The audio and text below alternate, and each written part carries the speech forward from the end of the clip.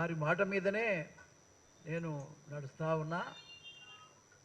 ఈ నక్కజిత్తులు ఇంకోడెవడు నల్లికుట్లోళ్ళు నక్కజిత్తుల సంగతి ఏందో మీరు చూడాలనే మాట ముఖ్యమంత్రి గారు చెప్పిండు. చాలా సంతోషం. నేను ముఖ్యమంత్రి గారిని అడుగుతున్నా, నిజమే మీరు ఇవాళ ఇచ్చిన జనాభా లెక్కల ప్రకారంగా కూడా మాదిగలే అధికంగా ఉన్నట్టుగా పత్రికలలో మాదిగలే మెజారిటీ, ఇట్లా పట్టుకో, మాదిగలే మెజారిటీ. మరి మాదిగలే మెజారిటీ కానీ మరి మాదిగోళ్లకు లోకసభలో స్థానం లేదు, రాజ్యసభలో స్థానం లేదు, అసెంబ్లీలో స్థానం లేదు, అదేవిధంగా కౌన్సిల్లో స్థానం లేదు, కార్పొరేషన్లలో స్థానం లేదు. మరి మెజారిటీ ఉన్న మాదిగలను గవర్నమెంట్ లెక్కల ప్రకారంగా, సరే ఆ లెక్కలు తప్పనుకో, మేము 70 లక్షల మంది ఉన్నాము, మరి అధికంగా మాదిగలు ఉన్నారు అనేది గవర్నమెంట్ దృష్టిలో ఉన్నప్పటికీ, పార్టీల దృష్టిలో ఉన్నప్పటికీ మమ్మల్ని ఎందుకు దొక్కుతురా?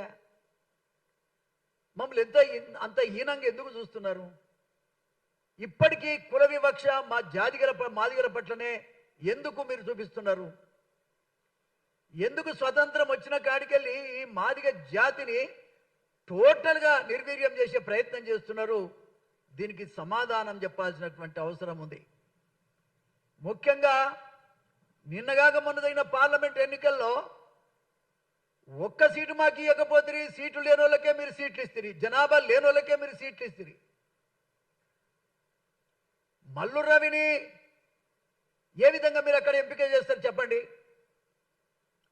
అక్కడ 80% ఉన్నటువంటి మాదిగలు, 80% ఉన్నటువంటి మాదిగలను పక్కన పెట్టి ఏ 10% లేనటువంటి మాల కులస్తులకి మీరు టికెట్ ఎట్లా ఇస్తారని నేను అడుగుతున్నా. ఇది న్యాయమా?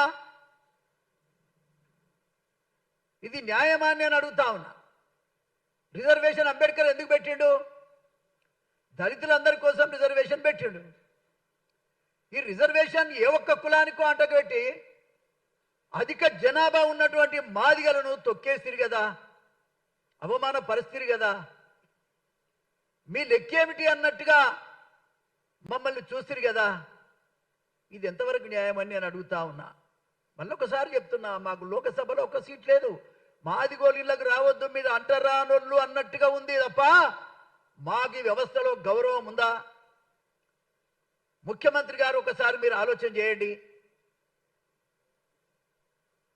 ఏ రకమైనటువంటి న్యాయాన్ని పరిపాలకులు మీ పాత్ర పోషిస్తారు చెప్పండి? ఇవాళ బాధ్యత, నీకో పెద్ద బాధ్యత వచ్చింది. జనాభా ఎక్కువ ఉందని నువ్వే అంటావు, కానీ ఒక్క సీటు ఇవ్వవు. ఇది ఎంతవరకు సమస్యమని నేను అడుగుతున్నా. మేము చెప్పిన మాట నిజమేని ఏమని ఉంటామని, మాకేమి ఇవ్వకున్నా అడుగడుగున నా కులాన్ని తొక్కేస్తున్నా, మీరు లోకసభలో సీటు ఇవ్వకున్నా, రాజ్యసభలో సీటు ఇవ్వకున్నా, మీరు కులం తక్కువలు ఈ సీట్లలో చట్టసభలలో రావద్దన్నట్టుగా ఈ రకమైన వివక్ష చూపిస్తూ పరిపాలన కొనసాగించడం ఎంతవరకు సమంజసమని నేను అడుగుతున్నా. చాలా బాధతో నేను అడుగుతా ఉన్నా. రేవంత్ రెడ్డి గారు, ముఖ్యమంత్రి గారు, మీరు సామాజిక న్యాయాన్ని చూడాలి కదా. ఈ బాధ్యత ఎవడు? ఈ రకమైన పంపిణీ జరగడానికి ఎవడో వారి పేరు చెప్పు, పోని మీరు చేయకపోతే ఆ వ్యక్తి పేరేమిటో చెప్పండి మీరు. ఇదంతా బాధాకరమని కూడా ఈ సందర్భంగా నేను తెలియజేస్తా ఉన్నా. మా కులం మాదిగ కులం, ఈ మాదిగ కులం అధిక జనాభా 70 లక్షల మంది ఉన్నట్టుగా ఇవాళ రికార్డులలో ఉంది. మీరు ఇచ్చినటువంటి సంఖ్య ఇది ఎప్పటిదో మరి 2011 సెన్సస్ ప్రకారమా ఇంకోటో, కానీ మేమున్నది ఈ రాష్ట్రంలో 70 లక్షల మంది మేము ఉన్నాం. మాకెవరి మీద కోపం? రవి మీద మాకు కోపం లేదు, మా కులమయ్యా. మరి మేమెప్పుడు పైకి రావాలి అనేది నా బాధ. అక్కడ పోతే మరి వెంకటస్వామి కుటుంబం, వాళ్ళ సంతానం ఆ కుటుంబంలో ఎంతమంది ఉంటే అంతమందికి పదవులు ఇస్తారా, టికెట్ ఇస్తారా? వివేక్ పదవి మంత్రి, వాళ్ళన్న ఎమ్మెల్యే, కొడుకు పార్లమెంటు. ఎడదచ్చి సావాలి మేము. ఏ రకమైన న్యాయం ఇది? ఆయన ఇంట్లో ముగ్గురు, భట్టి గారి ఇంట్లోనేమో ఇద్దరు. అసలు గవర్నమెంట్లే వీళ్ళ దగ్గర ఉన్నాయి. గవర్నమెంటే వాళ్ళు నడుపుతున్నారు, నువ్వు కాదు నడిపేది.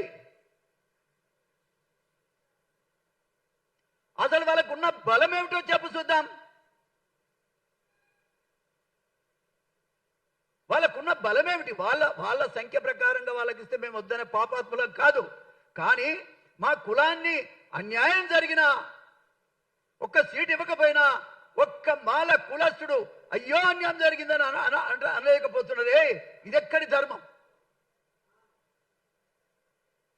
ఇదెక్కడి ధర్మం అని నేను అడుగుతున్నా. అందరం బతకాలి కదా.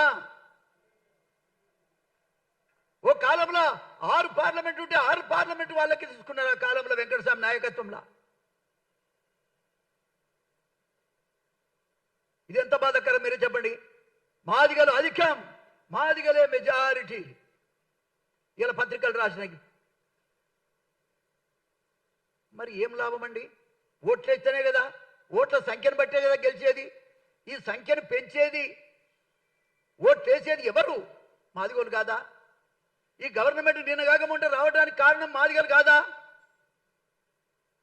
ఇదే మోత్కుపల్లి నరసింహలో ఖచ్చితంగా ఈ రేవంత్ రెడ్డి ముఖ్యమంత్రి కావాలి, మాదిగలంతా దళితులంతా ఓట్లేయాలని నినాదం ఇచ్చింది ఈ మోత్కుపల్లి నరసింహులు కాదా? లెక్క లేనితనంగా నా జాతిని దూరం చేయటం ఎంతవరకు సమంజసమని సందర్భంగా నేను అడుగుతా ఉన్నా.